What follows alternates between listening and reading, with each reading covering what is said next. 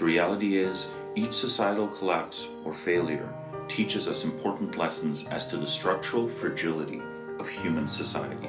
Han China saw the drop of its population from 240 million people to 70 million people. This sudden drop in societal complexity directly reflected its ability to produce and provide food.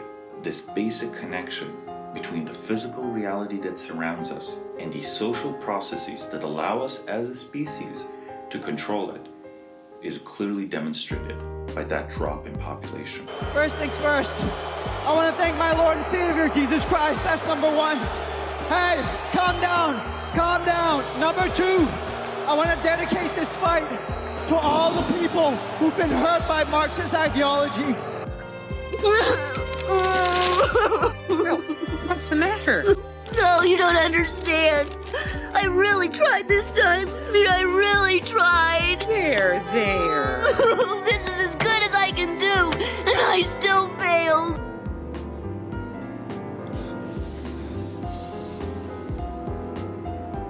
I have absolutely no excuse to be sad. You don't need an excuse, man. You're a human being.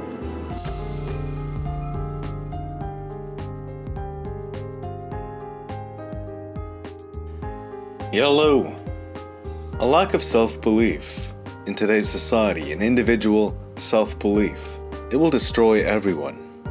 Quite literally. And the reason as to why makes perfect sense. There's a reason why a lot of fighters are very religious, and although I myself am not a religious person, I realize that the very foundation of society itself is structured on metaphysical framework, which in turn allowed the individual to believe in their ability to cultivate their aptitude, extend into chaos, having faith, then as a result, salvage something valuable of themselves so that they may provide something valuable to the whole. It is the individual cultivating themselves and giving back to the community, to the tribe, to the world around them that makes that tribe powerful. But what happens when, say you take a Marxist ideology that disenfranchises the world around you and says everything is evil, everything is bad, even though it's better, what happens?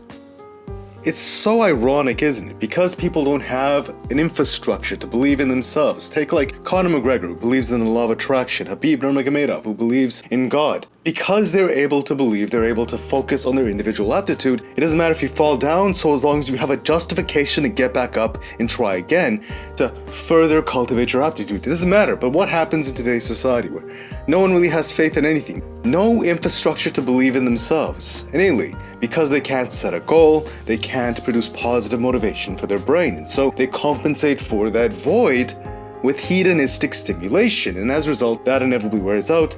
At the same time, these same people aren't contributing to the world around them. Their world is very difficult as a result of that. It's getting harder and harder because they're not extending themselves into chaos to fight the dragon in order to reach a reward that can make their entire tribe more beautiful. Instead of doing that, they look around at the world and they say, this is all horrible. This is all so bad. Why does it have to be like this? Why do I have to work hard? I don't get it. When in reality, all of nature is hard.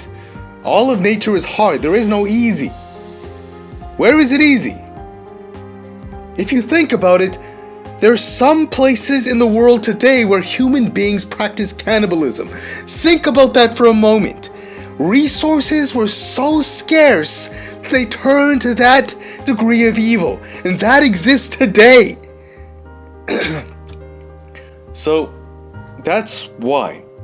A lack of gratitude, a lack of belief, it destroys everything around us because we look to the world around us, even though it's way better than other places, even though it's way better than a previous time in history. And we should always look to improve, but I believe in what Bruce Lee said. Bruce Lee shared something very valuable with the rest of the world. He said, in martial arts, absorb what is useful, discard what is useless, and add what is specifically your own. That's just it.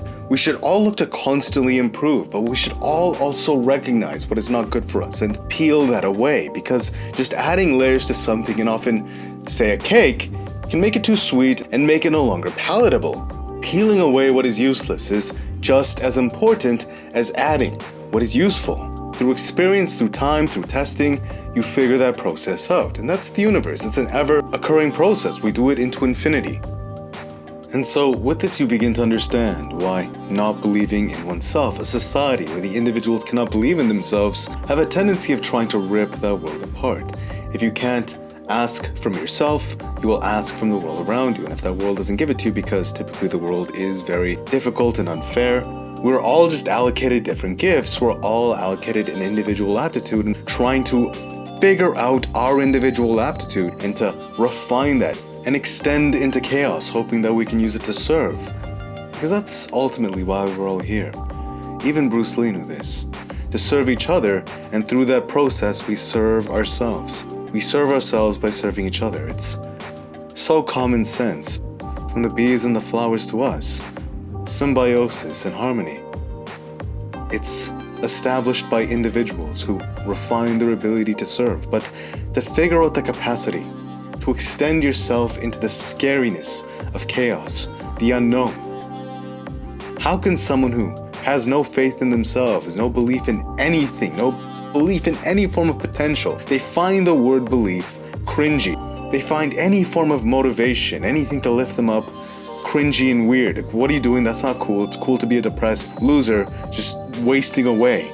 It's so unfortunate, isn't it? But when I understand this, I truly do have a reverence for the arena and all of its fighters. I watch Beneil Dariush get knocked out by a knee, then come back to a potential title fight eliminator. And he just still has the same enthusiasm. He's still a family man who loves what he does. Elon Musk, where's my wife's car, bro? I've been waiting 6 months. I've had the baby. You know, that's so beautiful to me. That's so beautiful. Just imagine how difficult this path was. Imagine how difficult this man's path was. Imagine how hard it was. But he's having so much fun. He has so much meaning in his life. At the end of it, he's still smiling, despite being a savage. You know, it's a very common theme, isn't it? There are consistencies through which things work better, and having a metaphysical framework that helps you believe in yourself, either in yourself or in a higher power, to justify extending into chaos. That is how you cultivate an individual aptitude, and that is how you refine your potential to give to the world. What you're looking for has been right in front of you this entire time, but it's so unfortunate that we propagate things that make us fleetingly, existentially stimulate ourselves to no end, when in truth, meaning is what we were searching for all along. A why, a justification to engage in a process, because that's how the brain produces positive motivation, by setting goals. And it's so much easier to set a big, beautiful goal that is compelling when you can either believe in yourself or believe in a higher power. This is coming from a person who's not religious. I just look at the truth. I just look at what consistently works. And the irony is, in the path of detaching myself, it's like I've been brought back to a hard truth. People just work better when they believe in something. They're happier, they live more meaningful lives, and society works better. There are only 2 societies where women and children could walk broad daylight. This one and Spartan society. I can see why a metaphysical framework is so important to people, and why it's a necessary component to a society. And people will argue, well, it inhibits science, and I don't believe that's true. I think established forms of power want to preserve their power, and when anything comes in that's new, that challenges it, it's met with conflict from that established power. And you see that with everything, really. You realize that it's a human problem. It's a human's proclivity to be corrupted by power. That's the problem. The metaphysical framework in and of itself is why our society in the first place. Most societies were founded by individuals who operate through these frameworks, and as a result, they're able to cultivate an individual aptitude by extending into chaos to figure themselves out. We make it here together. We always have. All of nature has. As much fighting as there is, as much as our negativity bias wants to look at the negative, we all make it here together. All life. Even the fighters who have to fight each other. They are each other's dance partners, as ruthless as they have to be. The dance cannot occur without each other, and they cannot reach their potential without their team. If every fighter who believes in something typically does better than ones who don't, with very, very rare exceptions, why do I care if I understand the cost of existential hedonism versus someone who believes in something, why do I care? If those people are happier and more functional in society and they make society better for everyone else because of their contributions, why do I care? Truly, I'm grateful. Thank you. Thank you to all of you for watching, and until next time, peace.